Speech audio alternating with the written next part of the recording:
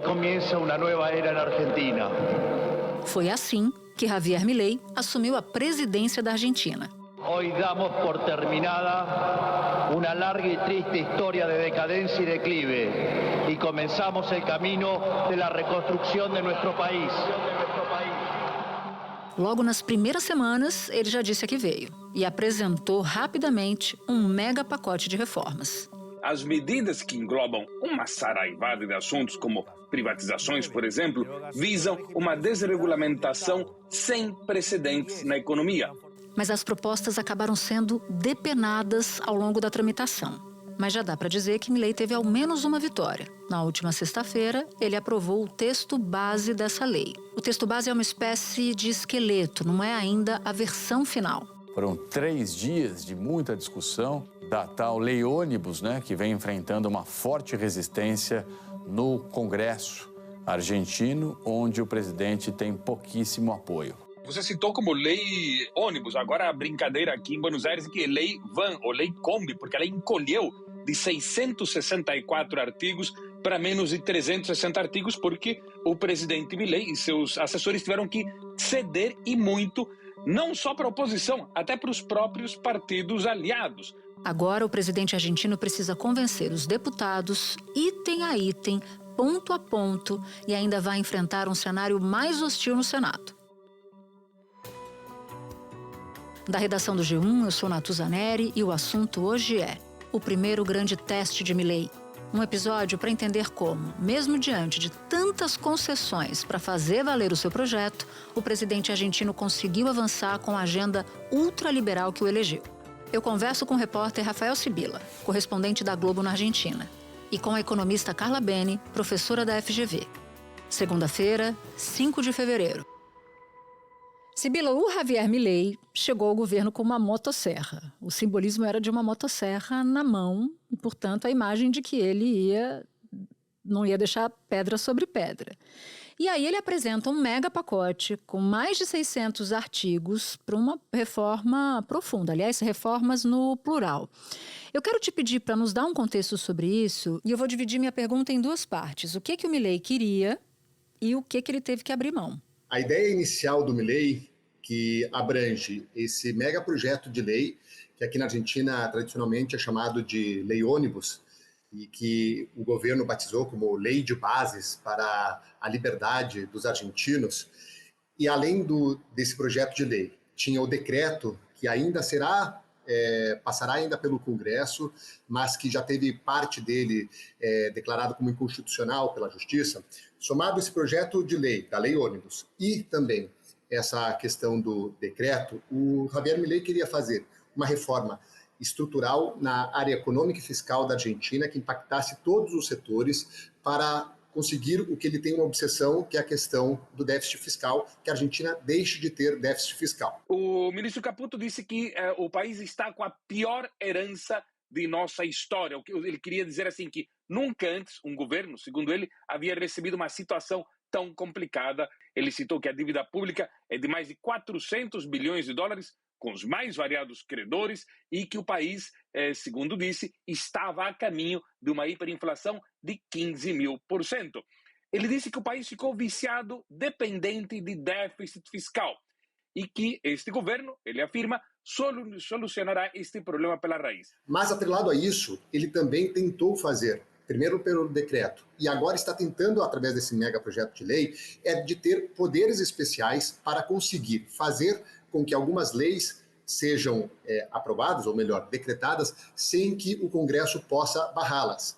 Primeiramente, pelo DNU, que é um decreto de necessidade e urgência aqui na Argentina, que historicamente, quando há um DNU, o Congresso acaba não vetando o DNU, nunca houve um DNU negado, vetado pelo Congresso, mas também através desse mega projeto de lei, no qual ele declara emergência em algumas áreas, inicialmente eram 11 áreas, depois dessas negociações para que o projeto passasse, pelo menos o texto base, e agora teremos essa discussão artigo por artigo, mas nesse mega projeto de lei tem essa questão de declarar emergência em algumas áreas. Quais delas são as principais? A área fiscal e a área econômica. Até por isso, na semana passada, houve um recuo por parte do ministro da Economia, em que todos os artigos que se referiam a uma reforma fiscal que seria imposta aqui no país foram retirados da Lei Ônibus. E com esse megaprojeto, a grande obsessão do Milei é colocar em prática o que ele prometeu na campanha,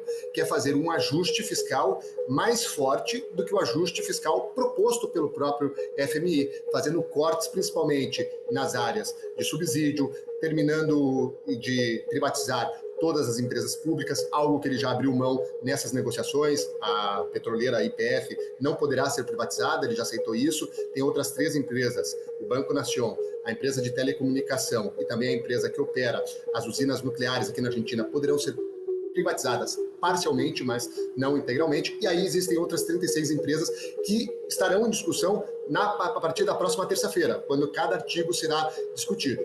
Mas a intenção inicial dele era enxugar completamente o Estado, diminuir as contas e fazer com que isso atingisse o déficit fiscal. Por que há tanto protesto aqui na Argentina?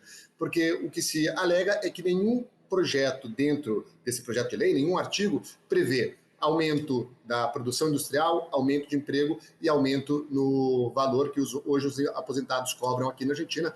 A aposentadoria mínima na Argentina está na casa de 105 mil pesos, que na cotação oficial dá um pouquinho mais de 100 dólares, na cotação do dólar blue dá menos de 100 dólares. Projeções de consultorias privadas apontam que a pobreza atinja 43% da população até o fim deste ano.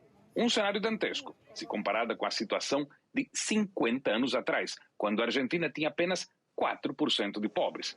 A pobreza cresce empurrada pela escalada da inflação, que está descontrolada. Vai ter essa questão da área fiscal, e aí vai depender do que o Congresso, quando começar a discutir os destaques, vai aprovar em relação a essa emergência econômica e fiscal. Primeiramente, ele queria 2 anos dessa declaração de emergência, podendo ser renovada por mais 2 anos, ou seja, seria todo o mandato dele em que ele poderia governar com algumas matérias não tendo que passar pelo Congresso. E nessa área fiscal há questões muito importantes que aí ele vai ter que negociar agora, mas que ele já queria implementar. E aí a gente está falando da questão dos ajustes das aposentadorias aqui na Argentina. Também ele teve que abrir mão em algumas questões da área ambiental, porque nessa questão de tratar a Argentina como uma empresa e tentar, entre aspas, conseguir o lucro máximo e que o país seja produtivo, e o Milei fala que é proibido proibir, em que a Argentina estava se abrindo para o mundo sem proteger a sua economia local. E também se querendo colocar como um grande exportador, sem também pensar no abastecimento local. Isso ficou claro em relação ao preço da carne, quando hoje não se tem mais o controle do preço da carne, no qual foi usada essa medida diversas vezes na Argentina para tentar conter a inflação, mas quando hoje já não há mais esse controle, o exportador de carne ele pode querer vender apenas no preço do mercado internacional. E se o mercado interno não pagar o mesmo que o mercado externo, o internacional paga, você poderá provocar um desabastecimento. As vendas dos frigoríficos aos açougues caiu 50%. E os açougues estão vendendo 30% menos a seus clientes. O consumo per capita caiu 16% nos últimos 10 anos. Se for aprovada a emergência fiscal também, ele poderá colocar em prática o que ele gostaria de colocar e que ele recuou estrategicamente para não queimar uma etapa, para não colocar em discussão e aí ter que levantar mais negociações com a oposição aqui no Congresso e, através dessa situação de emergência fiscal, ele poderia fazer com que essa reforma fiscal que ele pretende passasse. Vale lembrar que no Congresso, na Argentina, são 257 deputados, o partido dele tem 38 deputados, o PRO, que é o partido do Macri, e o Macri é um grande entusiasta do Milei, e hoje o Milei tem 2 ministros que vêm do PRO, a Patrícia Bullrich e o Luiz Petri, que fazem parte do governo, apesar deles negarem que fazem parte do governo. Hoje o líder do bloco negou. Ali ele tem mais 40 deputados, ou seja, a base governista está na casa dos 80. Para aprovar um projeto de lei como esse, são necessários 129 votos, e nessa primeira prova de fogo, ele conseguiu passar. Foram 144 votos a favor do texto base do projeto de lei. Agora, o que você tem acompanhado? Porque eu vejo você trabalhando incansavelmente, entrando da rua, tem protesto. No momento em que a gente grava, que é na sexta-feira, tem gente ferida por causa da lei anti-piquete. Como é que está o clima por aí? Nesse exato momento, estão fazendo queima de pneus, de madeira, em frente ao Congresso por conta do confronto que está havendo com a polícia. O Milei, ele mantém ainda o seu núcleo duro, não tem nem 2 meses de governo, então com quem eu converso que votou no Milei, são poucos os arrependidos que eu conheci, muita gente dizendo que é preciso deixar ele tentar conseguir implementar as mudanças que ele propõe, e muito se culpa a gestão anterior do Alberto Fernandes em relação a essa inflação hoje da Argentina, que está superior a 200% ao ano, mas algumas medidas já executadas pelo próprio governo em dezembro e agora em janeiro, já fizeram que a inflação tivesse um salto nesses 2 primeiros meses, algo que o próprio Milei falou que aconteceria no seu discurso de posse. A conclusão é que não há alternativa ao ajuste e não há alternativa ao choque. Naturalmente, isso impactará de modo negativo sobre o nível de atividade, o emprego, os salários reais, a quantidade de pobres e indigentes. Habrá esta inflação, é certo. Só em dezembro agora, os preços subiram, em média, 25,5% depois de uma série de medidas adotadas no primeiro mês do governo do presidente Javier Milei. Pelo outro lado, os eleitores que, em sua maioria, são peronistas, que votaram contra o Milei, porque o Milei ele obtém 30% dos votos no primeiro turno, mas no segundo turno ele recebe praticamente todos os votos dos eleitores da Patrícia Bullrich, que é uma direita mais conservadora em relação a essa direita do Milei, que é uma direita mais ultraliberal, da qual propõe rupturas muito grandes do que a gente conhece a Argentina como país. Os eleitores do Sérgio Massa, que foi o candidato do peronismo, eles estão fazendo marchas quase desde o início do governo. Quando houve o DNU, o Decreto de Necessidade e Urgência, depois as medidas econômicas anunciadas pelo Caputo e, por último, quando a Lei Ônibus foi enviada ao Congresso, por muitas vezes houve concentração de manifestantes em frente, principalmente ao Congresso. Com a lei anti-piquete, policiais proibiram grupos de bloquearem as ruas e avenidas e até mesmo praças. De acordo com a imprensa argentina, fotógrafos e jornalistas também foram agredidos. No final, a área foi controlada pelas forças policiais que construíram um cerco nos arredores do Congresso. E agora a gente está numa situação em que fazia tempo que não se via uma Buenos Aires tão militarizada.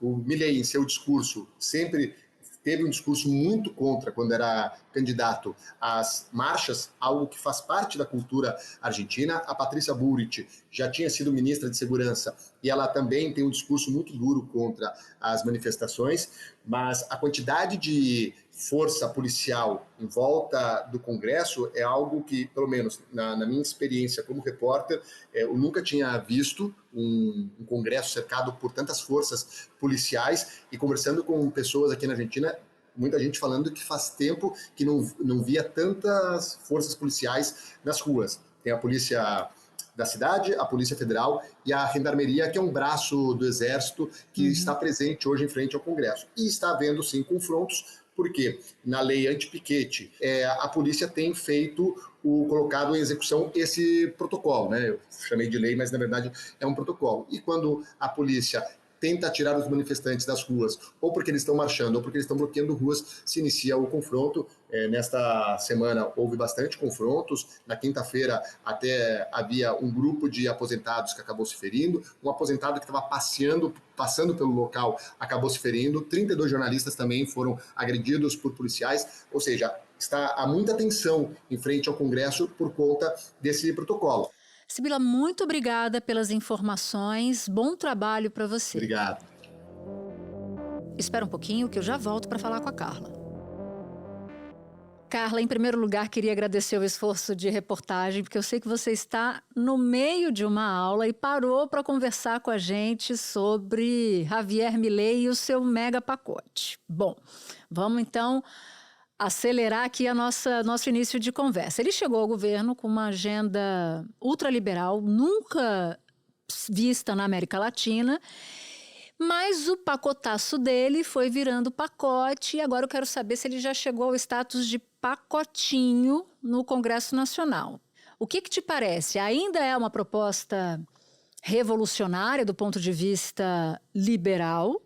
E aqui sem entrar no mérito, no juízo de valor, se o pacote está certo ou se está errado, ou ele está mais parecido com o governo peronista, por exemplo, que um governo peronista assinaria? Olha, eu acho que ele, da proposta inicial, que era realmente, né, um ônibus, digamos assim, ela está agora como um embrulho. Sabe aquele embrulhinho que a gente faz, que a gente tinha um pacotinho, que a gente vai pegando um papel em casa, uma fita, e no final faz o embrulho, mais ou menos, no final do ano, que você, de última hora?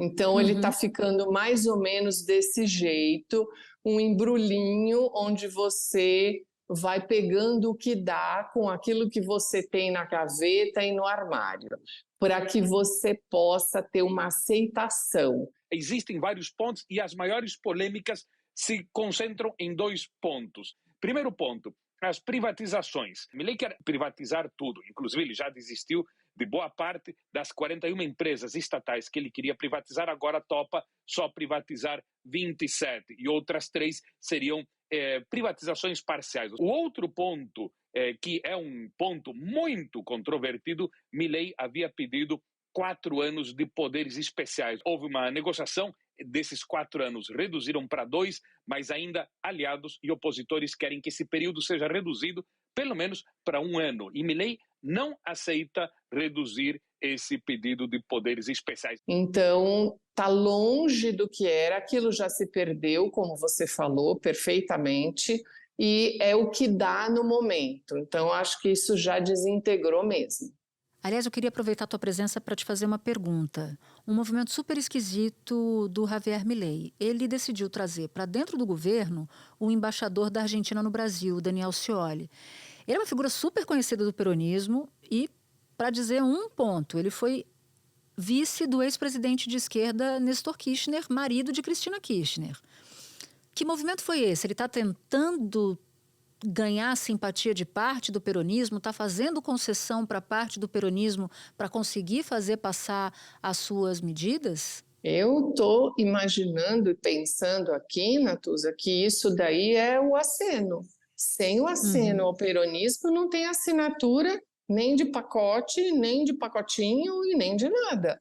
Então o aceno ele vai ter que vir e vai ter que vir forte, com concessões, com abraços, com cargos, né? Porque sem cargo não tem acordo e sem grandes negociações aí, e isso daí, sem poder, você não fecha acordo nenhum. A Câmara de Deputados votou esse pacotaço, 144 votos a favor, 109 deputados votaram contra, 0 parlamentares se abstiveram. O parlamento faz um break durante o fim de semana e retomam os trabalhos na terça-feira. Eles retomariam a sessão para ir votar artigo por artigo. Então, esse sim que vai ser o grande teste. A pergunta que eu quero te fazer agora é se já é possível dizer se a economia argentina está no caminho certo ou no caminho errado, ou se ainda é cedo para fazer esse tipo de constatação.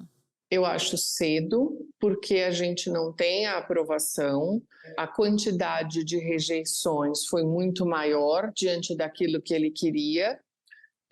Eu acho que o Milei perdeu uma grande oportunidade sob a ótica econômica de apresentar no Fórum Econômico Mundial qual era ou qual seria, né, o plano econômico dele, porque no lugar de ficar falando sobre teoria da conspiração, ele deveria ter apresentado para os grandes investidores, porque ele precisa de investimento. Então, no lugar de ele ter apresentado qual é o plano econômico dele, ele perdeu essa chance em Davos. A principal reunião de Milei foi com a diretora-gerente do Fundo Monetário Internacional. A Argentina deve 45 bilhões de dólares ao FMI e negocia a reestruturação desse empréstimo. sob a ótica de políticas econômicas mesmo. Política monetária, política fiscal, política cambial, política de rendas. A gente ainda continua com um somatório de tópicos, digamos assim, mas um plano estratégico para curto, médio e longo prazo de políticas econômicas a gente não tem. Então, eu acho que ainda é muito cedo para falar, e acho que ele perdeu uma grande oportunidade em Davos, porque ele tinha ali uma vitrine, né? E ele perdeu a oportunidade. Como é que a elite internacional enxerga, já que você citou Davos, o Fórum Econômico Mundial? Quando ele fala que quer menos Estado, que quer privatizar, num primeiro momento você até poderia, né, imaginar, bom, quem quer se, digamos assim, investir ou colocar dinheiro na Argentina ou abrir uma empresa na Argentina, você até num primeiro momento poderia pensar, bom, isso até pode ser interessante, mas o problema é a inflação, porque a inflação, ela aumenta a instabilidade e ela dificulta processos decisórios, ela traz uma instabilidade enorme na economia. Então, até para atrair investimentos, você precisa conter o processo inflacionário. Então, até a elite internacional, imagino eu, que ela ficou com essa lacuna. Então, até por uma questão protocolar, ele foi aplaudido ali, tudo, fez uma finalização bem, né, exótica, né, eu diria, do discurso dele. No discurso de 25 minutos, o ultraliberal afirmou que o Ocidente está em perigo. Criticou a agenda dos ambientalistas e o feminismo. E defendeu o capitalismo como a única ferramenta capaz de acabar com a fome, a pobreza e a miséria. Muchísimas gracias e viva la libertad, carajo! Mas perdeu uma chance de explicar para o mundo a que veio, digamos assim. Então, eu acho que ainda é muito cedo para a gente saber, Natuza, se essa experiência liberal dele, que até agora a gente não sabe quanto que ela vai conseguir ser implementada, que é uma experiência liberal abraçada com kirchnerismo, né? Quer dizer, é uma coisa meio bem exótica, né? Eu diria. Aqui no Brasil eu chamo de casamento de jacaré com cobra d'água. Vamos ver o que vai dar. Pode ser que dê certo, pode ser que não. E ainda bem que você falou da mega inflação, porque quem é dono de dinheiro grande não decide para onde vai esse dinheiro na base da emoção e da primeira impressão. Precisa de dados ali para decidir. Isso. Mas isso é um papo para a nossa próxima conversa. Por hora, eu te agradeço muito. Peço desculpa aos seus alunos, porque a gente te tirou da sua aula, mas agradeço demais por você ter topado falar com a gente. Obrigada, Natuza. É sempre um prazer. Um grande abraço a você, a todos, e até a próxima. Este foi o Assunto, podcast diário disponível no G1, no Globoplay, no YouTube ou na sua plataforma de áudio preferida.